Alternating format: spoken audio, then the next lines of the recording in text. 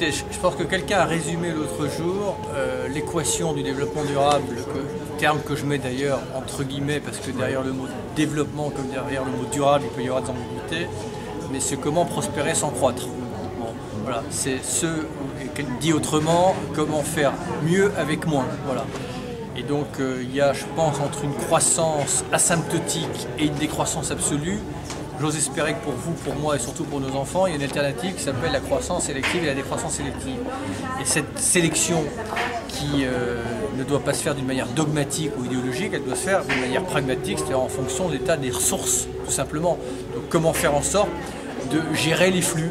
Un exemple bien simple, prenons le pétrole qui est quand même pas une ressource banale sur laquelle repose tout le développement des 150 dernières années de notre société avec le charbon.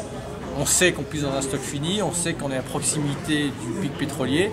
Est-ce qu'on attend que la décroissance se fasse par des principes physiques ou est-ce qu'on l'organise? Voilà, ça c'est une croissance ou une décroissance sélective en fonction des flux. Est-ce qu'on peut avoir une croissance économique, c'est-à-dire une production de richesse dès lors qu'elle participe à un partage de ces richesses, avec une décroissance d'un certain nombre de flux? Voilà. En fonction des ruptures technologiques et des sauts technologiques à venir, j'espère qu'il y a un certain nombre de flux de matière, éventuellement, qui pourront prospérer. Mais dans l'état actuel des choses, notamment au niveau des matières premières et des ressources naturelles, il faut les réguler. Voilà. Sinon, ça se régulera par la force des choses. Ok, en un mot, Charles Darwin, ça vous inspire quoi? Charles Darwin, ça m'inspire quoi? Probablement la plus grande humiliation infligée à l'humanité, c'est-à-dire que l'humanité n'a toujours pas digéré qu'elle ait pu avoir une matrice commune avec l'ensemble du vivant. Voilà. Merci. Merci beaucoup. Merci infiniment. À bientôt.